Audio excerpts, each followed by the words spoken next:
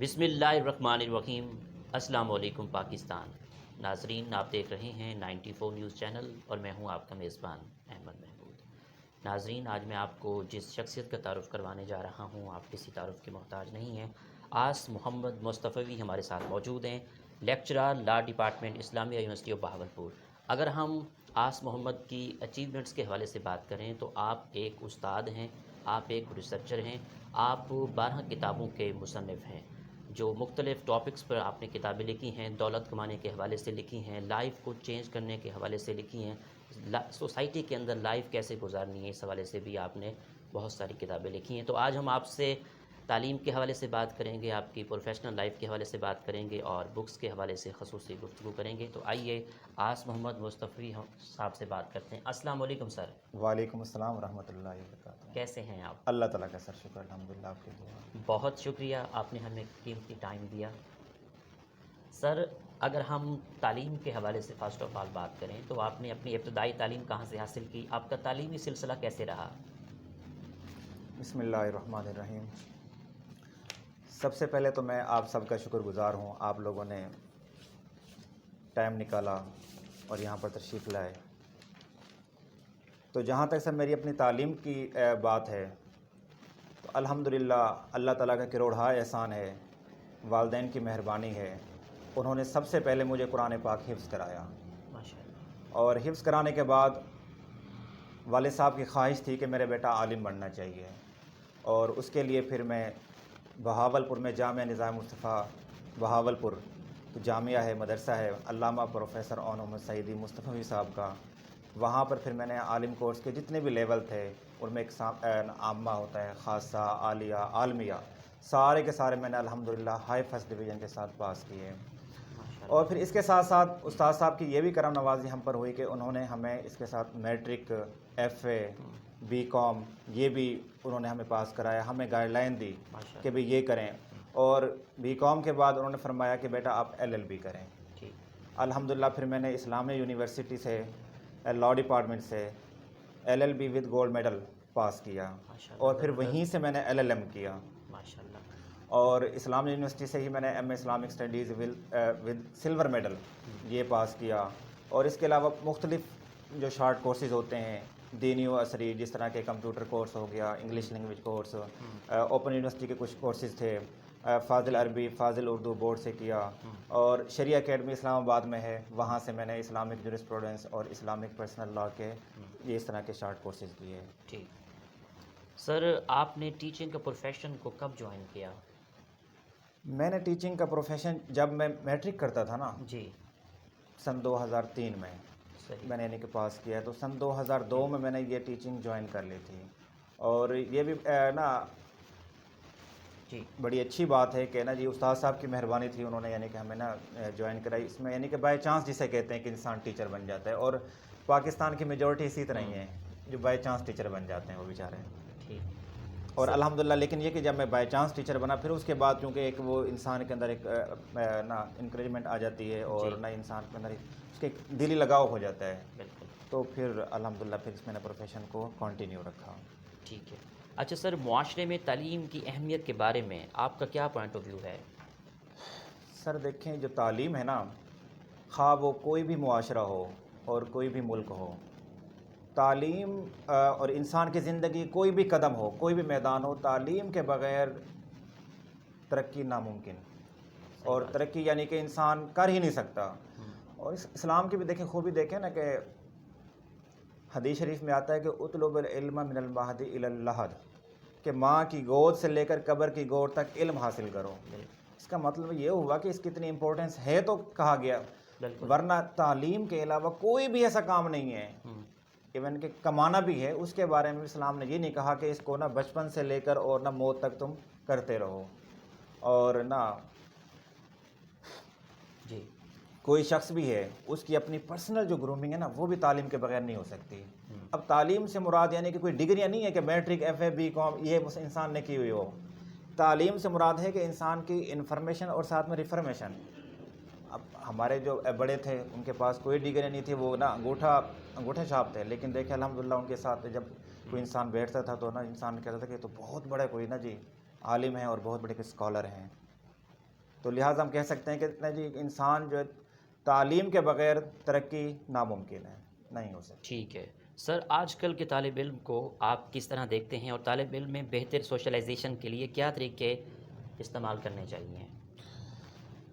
اس وقت اسٹوڈنٹس نا دو طرح کے ہیں۔ جی ایک اسٹوڈنٹ وہ ہوتے ہیں جو پرائمری سے لے کر جسے ہم کہہ سکتے ہیں انٹرمیڈیٹ تک کا اسٹوڈنٹ ہیں، ٹھیک ہے، یہ اسٹوڈنٹ اور طرح کا ہے، اور دوسرا اسٹوڈنٹ جو یونیورسٹی لیول کا اسٹوڈنٹ ہوتا ہے یہ اور طرح کا ہے۔ جب ایک اسٹوڈنٹ اسکول میں پڑھتا ہے انٹرمیڈیٹ تک تو وہ ایک نا ریسپیکٹفل ہوتا ہے اسٹوڈنٹ، وہ ہارڈ ورکر بھی ہوتا ہے، کوآپریٹیو بھی ہوتا ہے اپنے نا کلاس فیلوز کے ساتھ، اور وہ اپنی ذات کے ساتھ سنسیئر بھی ہوتا ہے۔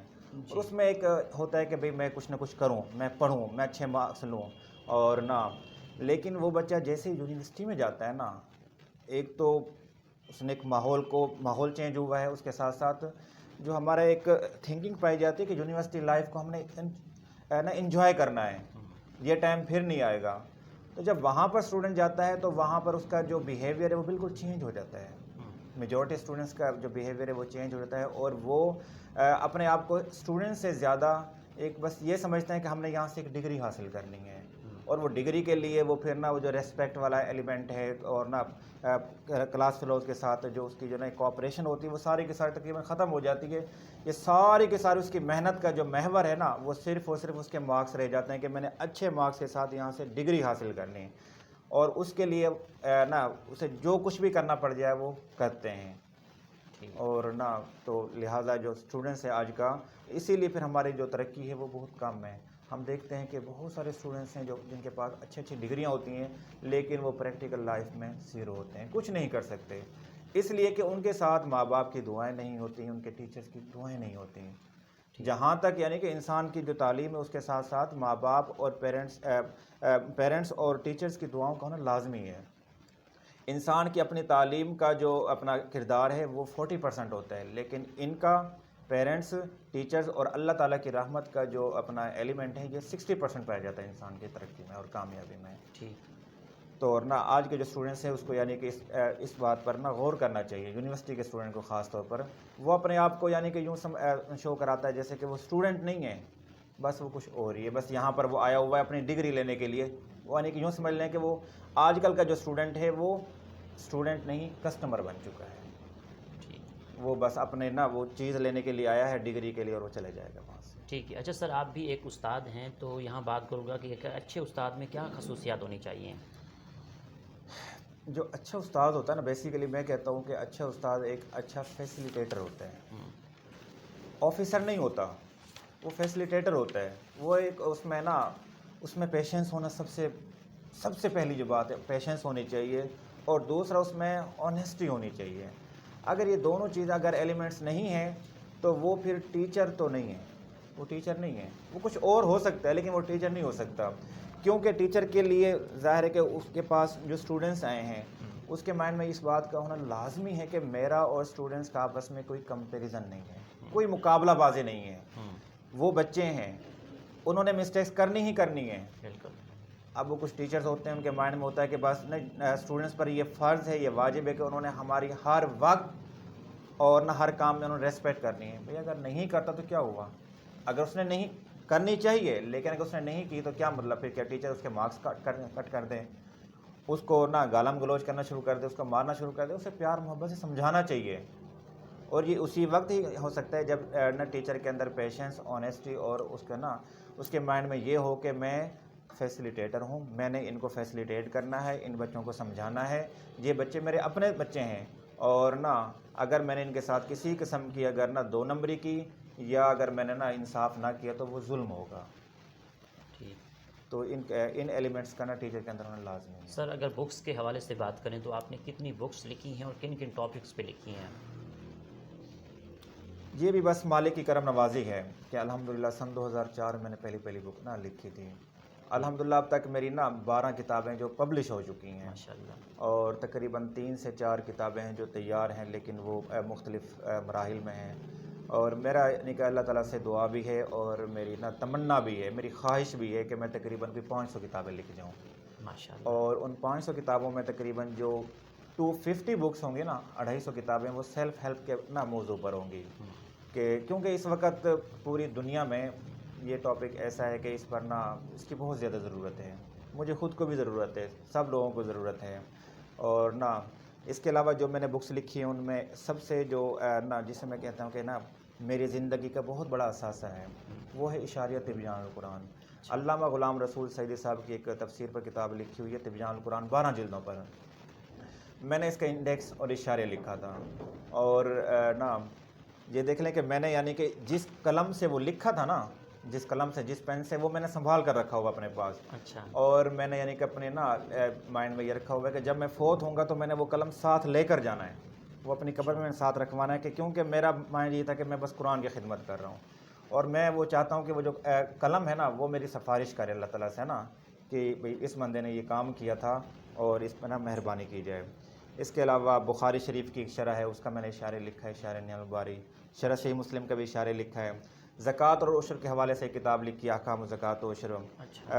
قربانی کے مسائل ہیں، اس کے حوالے سے کتاب ہے.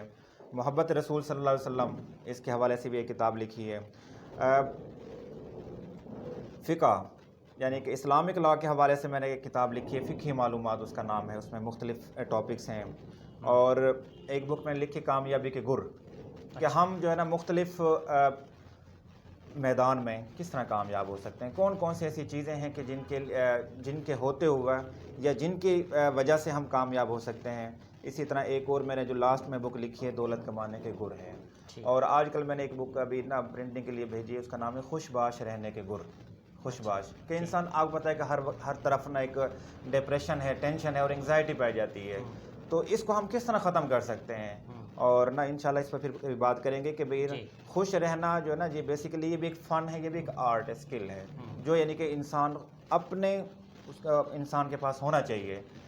لیکن بدقسمت ہے کہ ہم جو ہے نا دوسرے ایلیمنٹس کو ڈھونڈتے ہیں، ہم لوگوں پر نہ ہوتے ہیں کہ بھی وہ مجھے خوش کرے گا، فلاں خوش کرے گا، فلاں چیز خوش کرے گی.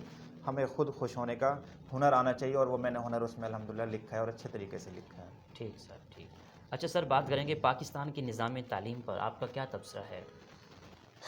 نظام تعلیم بیسیکلی نا اس میں نا اس کے 3 ایلیمنٹس ہوتے ہیں. نظام تعلیم 3 چیزوں سے مل کر بنتا ہے. ان میں سب سے پہلا ہوتا ہے سلیبس، پھر نمبر 2 ٹیچر ہے اور اسٹوڈنٹ ہے.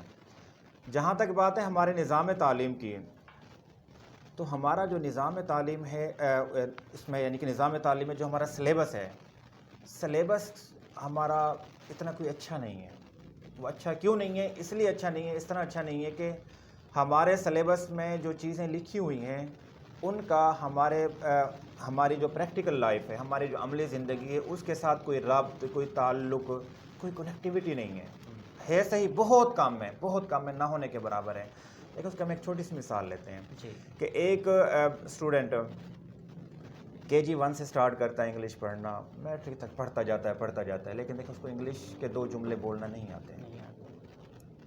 ہر سال وہ انگلش پڑھ رہا ہے، ہر سال وہ میتھ بھی پڑھ رہا ہے، ہر سال وہ سائنس بھی پڑھ رہا ہے، ہر سال وہ اردو بھی پڑھ رہا ہے، اسلامک اسٹڈیز بھی پڑھ رہا ہے. لیکن میٹرک ایگزام کے بعد اس کے پاس جو بھی انفارمیشن تھی وہ ساری کی ساری کلاس کے ساتھ وہ ڈیلیٹ ہوتی گئی ہے. اس کے پاس پریکٹیکلی کچھ نہیں ہے. اب نا بہت سارے ایسے نا اسٹوڈنٹس ہوتے ہیں جنہیں ہم یعنی کہ دیکھتے ہیں کہ نا میٹرک کر جاتے ہیں لیکن انہیں نا کلمے نہیں آتے، 2 کلمے نہیں آتے، 3 کلمے نہیں آتے، انہیں نماز پڑھنا نہیں آتی، ان کے پاس اخلاقیات نا کی تعلیم نہیں ہوتی. صرف اور صرف ایک رٹا ہوتا ہے، وہ چاہے ہم کسی طوطے کو کروا دیں، کسی کو بھی کرا دیں، تو لیکن پریکٹیکل لائف میں وہ لوگ نا بالکل فیل ہوتے ہیں، ناکام ہوتے ہیں.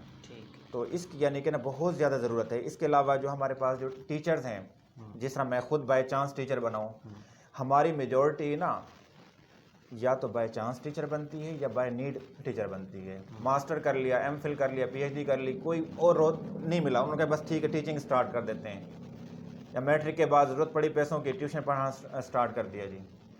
تو وہ بائی نیڈ ٹیچر بن جاتے ہیں زیادہ تر. اور جہاں تک بات ہے اسٹوڈنٹ کی، اسٹوڈنٹ تو آپ کو پتہ ہے کہ آج کل کا جو اسٹوڈنٹ ہے وہ اپنا نا لرننگ کے لیے بہت کم لوگ ہیں، نہ ہونے کے برابر ہیں.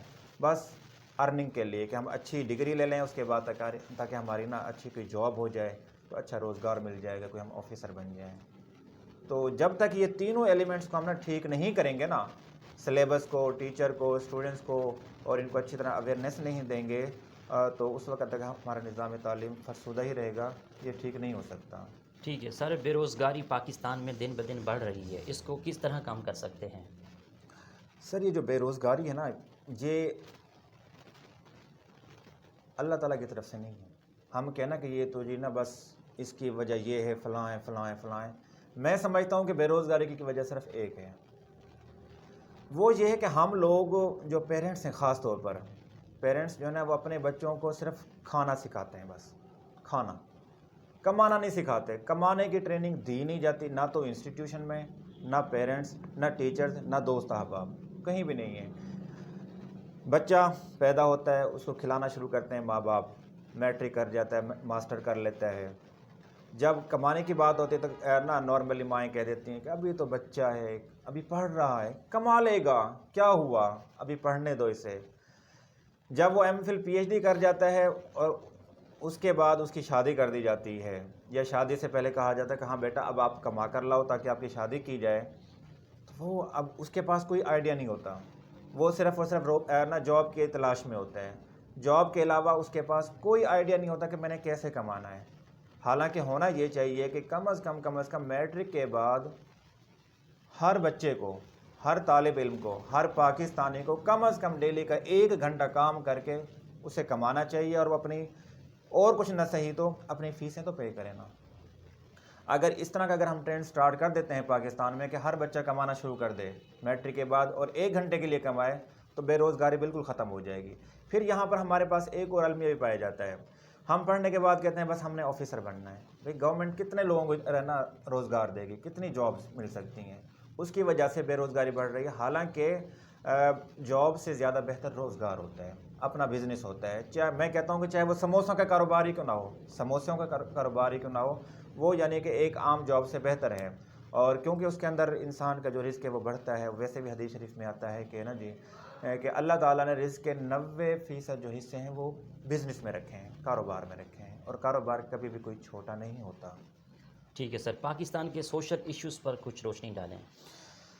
ہمارے پاس جو سب سے جو بڑا ایشو ہے پاکستان میں وہ ہے ناخواندگی، جو کہ اس وقت تقریباً 60% سے بھی زیادہ ہے۔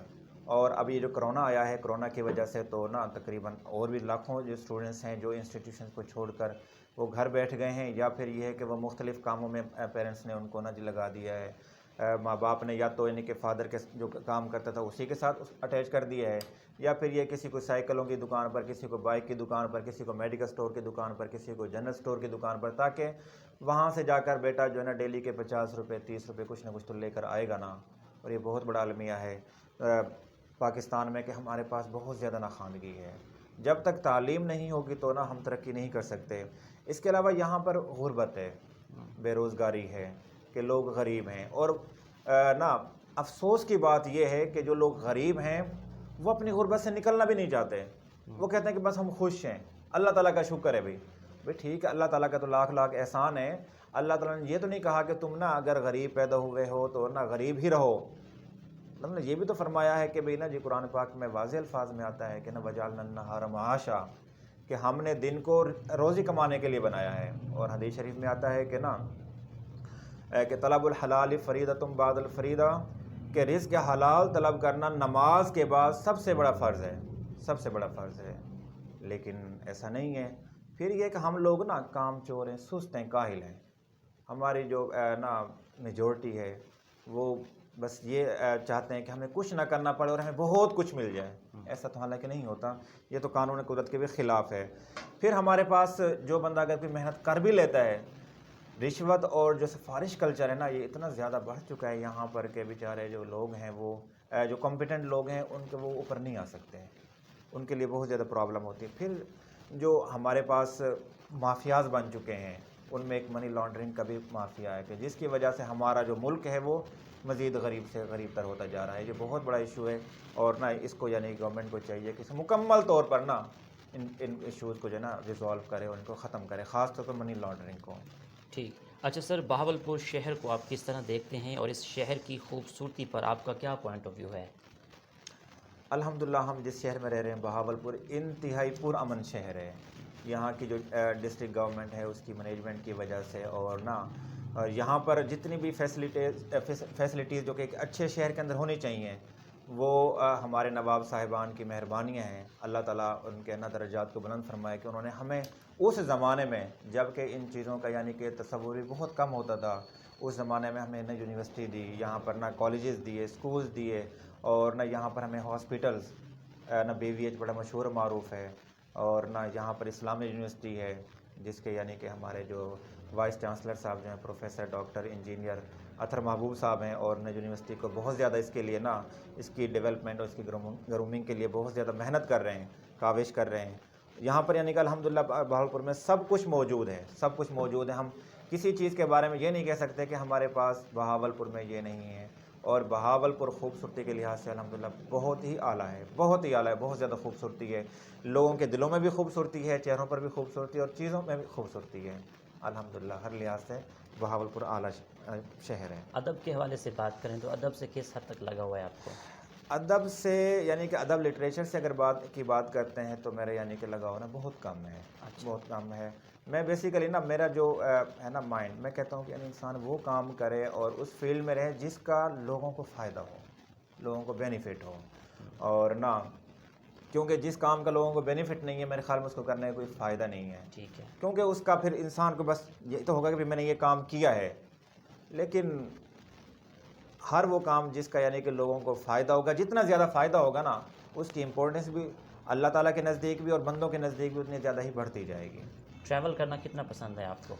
ٹریولنگ مجھے ویسے شوق ہے، اور میرا یہ نا مائنڈ بھی ہے کہ میں نے انشاءاللہ یہ آدھی دنیا کا نا میں نے سفر کرنا ہے. اچھا، اور میرا ارادہ پلانز ہیں آپ کے فیوچر جی پلان؟ انشاءاللہ بالکل جی ہاں کہ میں نے آدھی دنیا نا وزٹ کرنی ہے. اور میرا ارادہ ہے کہ انشاءاللہ سن 2023 سے 2023 سے انشاءاللہ میں اس کا آغاز کروں گا ٹریولنگ کا، انٹرنیشنل ٹریولنگ کا. انشاءاللہ آدھی دنیا کو دیکھیں گے، اللہ تعالیٰ زندگی برقرار رکھے تو انشاءاللہ ضرور جائیں گے. پاکستان کے کون سے شہر آپ کو اچھے لگتے ہیں؟ پاکستان کے جو شہر ہیں نا، سب سے پہلا تو آپ کو پتہ ہے ہر جو پاکستانی ہے وہ کہتا ہے کہ اسلام آباد بہت بہترین شہر ہے، کہ الحمدللہ وہاں پر جو خوبصورتی ہے. اور اس کے بعد مجھے بہاولپور ہی بہت زیادہ پسند لگتا ہے، بس پسند ہے یہ بہاولپور نا، اسلام آباد کے بعد بہاولپور انتہائی اعلیٰ شہر ہے. ہم خوش ہیں. کچھ ہوتے ہیں لوگ یار کہ میں بہاولپور میں ہوں، اگر میں لاہور میں ہوتا تو یہ کل ہو جاتا، اسلام آباد میں ہوتا، راولپنڈی میں ہوتا، یا کراچی میں ہوتا تو یہ اچھا نہیں.